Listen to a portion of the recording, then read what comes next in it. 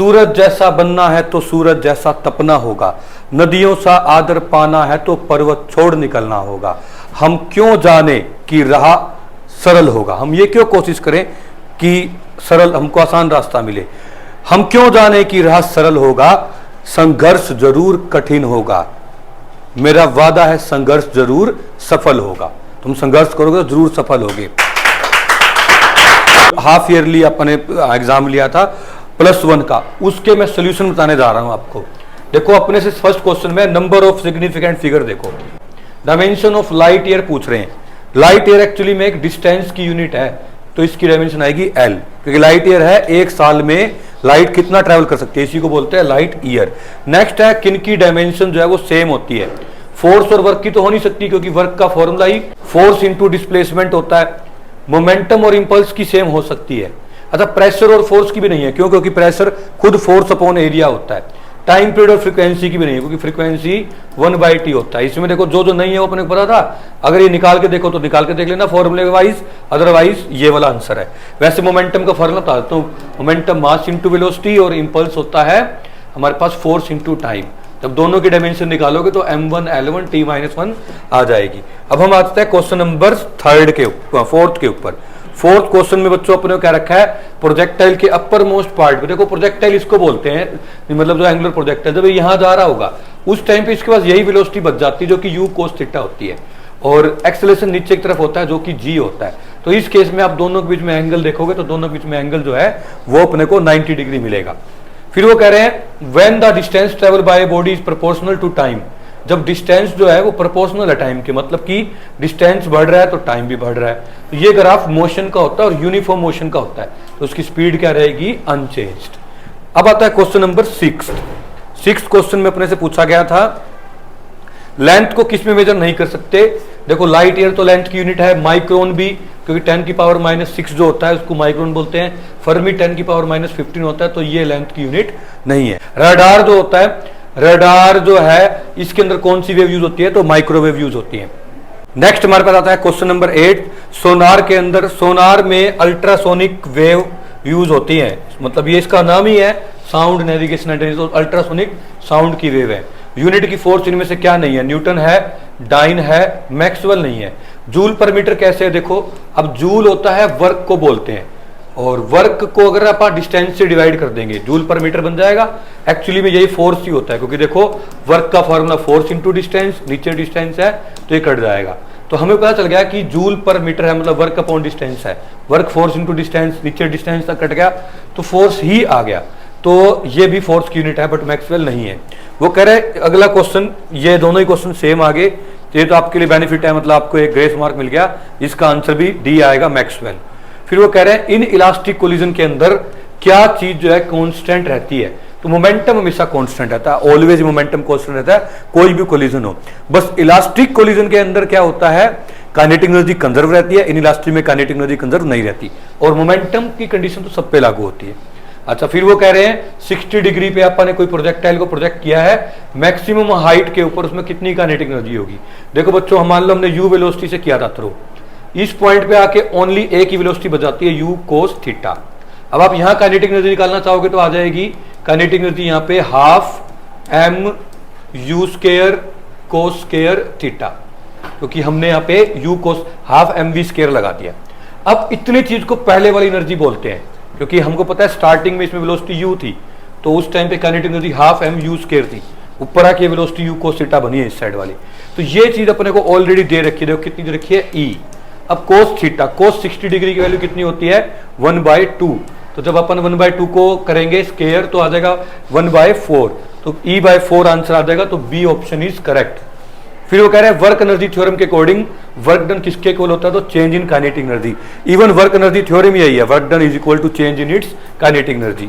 वो कह रहे हैं स्विमिंग कौन से रूल से के अकाउंट में पॉसिबल है, तो न्यूटन के थर्ड रो में, क्योंकि स्विमर जो है वो एक्शन करता है और every action has equal and opposite reaction, इसको हम बोलेंगे इसलिए थर्ड लो के एवरेज में। फिर वो कह रहे हैं एक बॉडी जिसका मोमेंटम कांस्टेंट है उसमें क्या चीज कांस्टेंट होगा, तो वेलोसिटी कांस्टेंट होगी। फोर्स क्यों नहीं है, क्योंकि फोर्स का फार्मूला होता है dp/dt, मतलब मोमेंटम का चेंज होता है फोर्स। अगर ये कांस्टेंट है मोमेंटम तो फोर्स तो जीरो हो जाएगा। फोर्स जीरो, तो इसका मतलब क्या है, एक्सेलरेशन भी नहीं है, फोर्स तो जीरो हो ही गया, तो इसीलिए वेलोसिटी बचता है, क्योंकि फोर्स कांस्टेंट है, इसीलिए जो बॉडी की वेलोसिटी है वो क्या रहेगी, कांस्टेंट। फिर वो नेक्स्ट क्वेश्चन में कह रहे हैं, ये असर्शन रीजन के क्वेश्चन है। तो 16th में देखो बच्चों, आप ऑप्शन अपने आप देख लेना, मैं बता देता हूँ कौन सा करेक्ट है कौन सा नहीं है। हॉरिजॉन्टल रेंज सेम है फॉर एंगल थीटा एंड 90, ये ठीक है, क्योंकि कॉम्प्लीमेंट्री एंगल के लिए रेंज सेम होती है, चाहे आप थीटा एंड 90 माइनस थीटा, हाँ, चाहे आप 20 डिग्री का रेंज देखो या 90 में से 20 माइनस करके 70 डिग्री के देखो, चाहे आप 40 डिग्री के देखो या 50 के, दोनों की रेंज सेम होगी, क्योंकि रेंज दो कॉम्प्लीमेंट्री एंगल के लिए सेम होती है। तो ए तो ठीक है, इधर से कह रहे हैं रेंज एंगल पे डिपेंड नहीं करता, तो ये गलत है, इसके लिए असर्शन ठीक है, रीजन इनकरेक्ट है। नेक्स्ट है, physical quantity can not be called vector if it has zero magnitude, ये रॉन्ग है, क्योंकि जीरो मैग्नीट्यूड होगा ना तो भी उस क्वांटिटी को जीरो वेक्टर बोलते हैं, तो भी हम क्या बोलते हैं, जीरो वेक्टर। फिर कह रहा है scalar has both magnitude and direction, wrong, scalar में ना तो मैग्नीट्यूड होता है ना ही ओनली मैग्नीट्यूड होता है, डायरेक्शन नहीं होती, तो ये भी रॉन्ग है, तो बोथ आर रॉन्ग। फिर वो कह रहे हैं एक बॉल को, डिफरेंट मासेस की बॉल को ऊपर फेंका और फिर वो वापस आ गई, और वो कह रहे हैं कि जब वो वापस आएगी, जिस स्पीड से फेंका था उस स्पीड से वापस आएंगी, मास डिफरेंट, तो हम कहेंगे यस, क्योंकि जितना ऊपर जाने में पहले वेलोसिटी जीरो होगी, आधे टाइम वापस उतनी दोबारा अटेन होगी। और दूसरी बात, ये हम ग्रेविटेशन चैप्टर में पढ़ेंगे, हमने पढ़ चुके हैं कि मासिस के ऊपर ये डिपेंड ही नहीं करता, कोई हल्की बॉडी है भारी बॉडी, दोनों सेम स्पीड से और सेम टाइम से ऊपर नीचे आती है।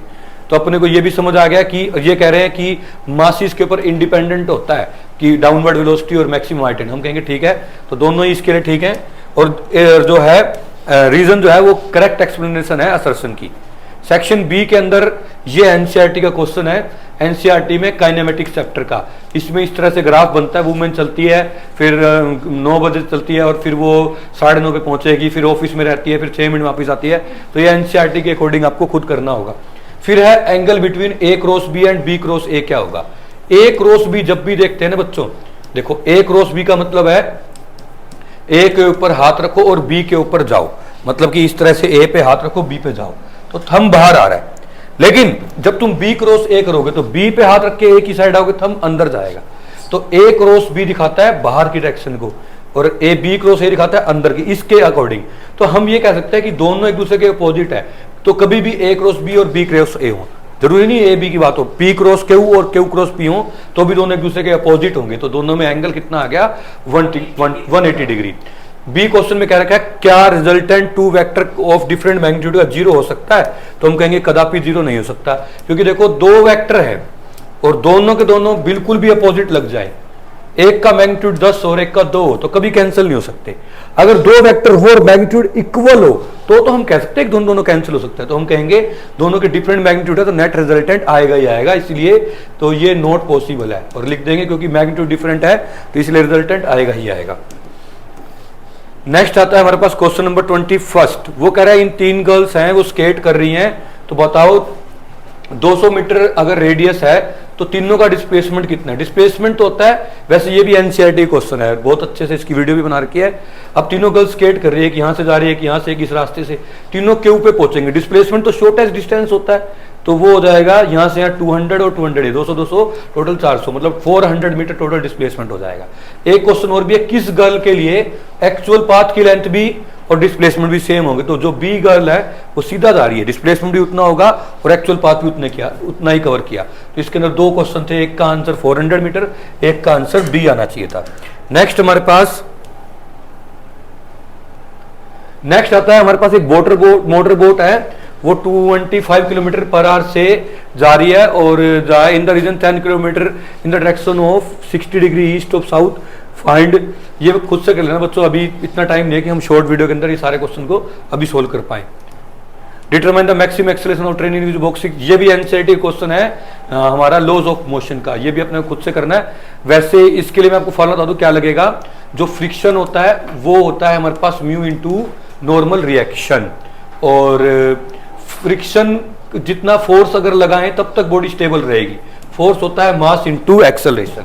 इसके अंदर और देखोगे तो नॉर्मल रिएक्शन होता है m इंटू जी, यहाँ पे m इंटू ए आ गया, देखो m से m कट जाएगा, आपको म्यू दे रखा है, ये वैल्यू पुट कर देना, g की वैल्यू 10 होती है पुट कर देना, एक्सेलरेशन तो फाइंड करना है। आई थिंक इसका आंसर 1.5 ही आ जाएगा, क्योंकि 1.5 को हम 0.15 को 10 से मल्टीप्लाई करेंगे कि m से m तो देखो कट गया था, लेकिन फिर भी आप एनसीईआरटी के अंदर इसका सोल्यूशन देख लेना। फिर वो कह रहा है 2 बॉडीज हैं जिनका मास m और mb है कि इक्वल काइनेटिक एनर्जी है। मैं इस तरह की डेरिवेशंस वगैरह हैं न्यूमेरिकल या जो अपने ऑब्जेक्टिव क्वेश्चंस है वो आपको बता देता हूं, जो एनसीईआरटी वाले वो खुद भी देख सकते हो। अभी 2 मासेस रखे हैं एम ए एम बी, वो कह रहे हैं उनका momentum P A P B है, इक्वल काइनेटिक एनर्जी है। अपने को ये शो करना है कि उन जो मोमेंटम का रेशियो है वो स्क्वायर रूट होगा मासेस के। तो बच्चों आप देखो काइनेटिक एनर्जी दोनों की इक्वल पहले पुट कर देते हैं हम। Kinetic energy of 1 is equal to क्या, काइनेटिक एनर्जी ऑफ 2। तो हमारे पास काइनेटिक एनर्जी का फार्मूला क्या होता है, हाफ, ये आ जाएगा m1 v1 square is equal to, यहां पर आ जाएगा हमारे पास हाफ m2 v2 स्क्वायर। दोनों इसको m1 से मल्टीप्लाई m1 से डिवाइड कर दो। पहले तो हाफ हाफ चला गया, जब m1 से मल्टीप्लाई करोगे तो ऊपर m1 का स्क्वायर आ जाएगा और नीचे बन जाएगा m1। यहां जब m2 से ऊपर मल्टीप्लाई करोगे बन जाएगा m2 का स्क्वायर और नीचे यहां पे आ जाएगा m2। अब मेरे बाजीगरों इतनी चीज को क्या बोलोगे आप, मोमेंटम ऑफ वन बॉडी का स्क्वायर, इसको बोलोगे मोमेंटम ऑफ सेकंड बॉडी का स्क्वायर। नीचे यहाँ पे m1 है, यहाँ m2 है। अब देखो क्रॉस मल्टीप्लाई करो, इसको नीचे ले आओ, इसको ऊपर ले आओ, तो P1 बाय P2 यहाँ पे क्या आ जाएगा m1 बाय m2, क्योंकि यहाँ स्क्वायर था P1 का भी और ये तो यहाँ रूट आ जाएगा। तो हमको यही प्रूव करना था कि जो मोमेंटम की रेशियो है वो हमारे पास स्क्वायर रूट होती है दोनों के मासेस की रेशियो का। बहुत इजी क्वेश्चन है बच्चे, एकदम 9th क्लास के लेवल का क्वेश्चन था, +1 का था भी नहीं। एंगल ऑफ फ्रिक्शन हम किसको बोलते हैं, ये तो थ्योरी का टॉपिक है कि नॉर्मल रिएक्शन और लिमिटिंग फ्रिक्शन के रिजल्टेंट और नॉर्मल रिएक्शन में, देखो ये लिमिटिंग फ्रिक्शन है एफएस मैक्स और ये हमारे पास इनका रिजल्टेंट है। इनमें जो एंगल होता है लास्ट में सोल्व करके tangent theta is equal to mu आ जाएगा। अब एक वीडियो के अंदर इतना पूरा से बताना पॉसिबल नहीं है, तो मैं आपको थोड़ा थोड़ा हिंट दे रहा हूं, आप अलग से टॉपिक भी ये सर्च कर सकते हो। एंगल ऑफ रिपोज ये भी tangent phi is equal to mu आ जाएगा। ये वो मिनिमम एंगल है जिसके ऊपर कोई बॉडी स्लाइड करना स्टार्ट कर देती है। उसके बाद हम आ जाते हैं नेक्स्ट सेक्शन सी के अंदर। यहाँ 3 मार्क्स से क्वेश्चन आ गए हैं। वो कह रहे हैं ये बताओ मोशन यूनिफॉर्म है या नॉन यूनिफॉर्म। बच्चों यूनिफॉर्म मोशन वो होता है जिसके अंदर स्पीड कांस्टेंट रहे। तो हमारे पास ये एक्स दे रखा है, इसको डिफरेंशिएट किया, 2 नीचे आ जाएगा तो क्या बन जाएगा 40 + 3। अब देखो स्पीड तो कांस्टेंट नहीं है, क्योंकि जब आप टाइम यहाँ पे 1 सेकंड पुट करोगे तो हमारे पास वेलोसिटी आ जाएगी 4 × 1 + 3 7। जब आप यहाँ पे 2 पुट करोगे तो 4 × 2 8 + 3 11। तो हर सेकंड पे जो वेलोसिटी है ना, पहले सेकंड पे 7 11 ऐसे चेंज हो रही है, तो मोशन कैसा होगा नॉन यूनिफॉर्म। ये पूरा एक्सप्लेन करके दिखाना पड़ेगा अपने को कि वेलोसिटी हर पॉइंट पे अलग अलग है, क्योंकि 3 मार्क्स का क्वेश्चन है। 27th क्वेश्चन के अंदर अपने को कहा गया है एक वुमेन थ्रो करती है एक ऑब्जेक्ट को 500 ग्राम के ऑब्जेक्ट को इतनी स्पीड से, तो इंपल्स कितना आएगा। बच्चों इंपल्स होता है change in momentum, final momentum minus initial momentum. अब जो वुमेन है वो किसी को फेंक रही है, वो आगे जाके रुकेगी, ऑब्वियस सी बात है, तो ये फाइनल मोमेंटम तो 0 हो जाएगा। जैसे मैं किसी को बॉल मार रहा हूं, अब मैंने बॉल मारी यहां से, मेरे पास इनिशियल मोमेंटम तो था P1, बॉल वहां जाके मान लो यहाँ पे कोई लड़का खड़ा है, मान लो यहाँ पे अभिमन्यु खड़ा है, अभिमन्यु को एकदम से पेट में जाके बॉल लगी, डिचकी है, तो अभी बताओ अभिमन्यु को जो बॉल लगी तो बॉल का मोमेंटम तो 0 हो गया था, तो ये तो फाइनल 0 मानना पड़ता है, ऐसे दे रखा हो। और आंसर नेगेटिव में आएगा। नेगेटिव का मतलब इस तरह ऐसे है कि नेगेटिव मतलब डायरेक्शन के लिए आपको सिर्फ वैल्यू लिखनी होगी। तो ये तो 0 आ गया, माइनस इनिशियल मोमेंटम कितना था, मास इंटू वेलोसिटी। अब मास 500 ग्राम है, ध्यान रखना 500 kg नहीं है, तो अपन इसको क्या करेंगे, हम करेंगे 500 डिवाइड बाय 1000 इंटू वेलोसिटी कितनी है 25। अब देखो मेरे बाजीगरों 0 0 कैंसिल हो जाएंगे, 5 1 जा 2 जा, तो ये 25/2 समथिंग ये 12.5 आ जाएगा। वो कह रहे हैं अगर जो ऑब्जेक्ट है वो एक वॉल को हिट करके रीबाउंड हो जाता है और हाफ वेलोसिटी से वापस आता है, तो चेंज इन मोमेंटम बताओ कितना होता है। तो माय डियर स्टूडेंट्स हम क्या करेंगे, चेंज इन मोमेंटम अपने को निकालना है। तो चेंज इन मोमेंटम क्या होगा, फाइनल माइनस इनिशियल, यही तो होता है। मान लो डेल्टा पी या एक्स कुछ से भी शो करो, इसको चेंज इन मोमेंटम बोलते हैं। ये होता है mass into final velocity, initial momentum होगा मास इंटू इनिशियल वेलोसिटी। मास कॉमन ले लो, फाइनल वेलोसिटी माइनस इनिशियल आ गई। क्वेश्चन के अकॉर्डिंग देखो वो कह रहे हैं जो बॉल रीबाउंड करती है हाफ वेलोसिटी करती है ओरिजिनल स्पीड का। ओरिजिनल स्पीड हमारे पास मान लो शुरू में कितनी x माने या एक बारी v मान u ही रहने दे, तो हम u रहने देते हैं चलो। तो हमारे पास आ जाएगा m, इनिशियल स्पीड तो u थी, माइनस फाइनल स्पीड। देखो बॉल जा रही है और टक्कर खा के किसी वॉल के साथ वापिस आके आधी स्पीड से आ रही है, उस साइड आ रही तो डायरेक्शन माइनस हो जाती है, तो माइनस u/2 लिया। फिर से बता रहा हूं ये माइनस u/2 क्यों लिया, क्योंकि जो फाइनल स्पीड है इनिशियल का हाफ दे रखी है और अपोजिट साइड में क्या रखा है, इस साइड क्या रखा है, जा उधर रही तो माइनस का आएगा। तो ये आप सोल्व करोगे तो आ जाएगा 3mu/2 माइनस का। नेगेटिव साइन बस डायरेक्शन को दिखा रहा है कि ओवरऑल जो फाइनल बॉल है वो वापिस आ रही है, तभी ये माइनस का आ रहा है। तो आपका आंसर आ जाएगा 3mu/2। मतलब कि जो बॉल है इसमें शायद इनिशियल वेलोसिटी दे रखी है तो आप यहाँ पे 25 भी पुट कर सकते हो, नहीं तो ना दे रखी तो इतना आंसर छोड़ सकते हो। मास भी दे रखा है तो वो भी पुट कर सकते हो। इसके बाद हमारे पास आता है 28 क्वेश्चन। 28 क्वेश्चन में क्या रखा है कि जब एक एयर बबल है वो किसी भी वाटर के अंदर ऊपर आता जा रहा है, तो उसकी पोटेंशियल एनर्जी इंक्रीज हो रही है या डिक्रीज हो रही है।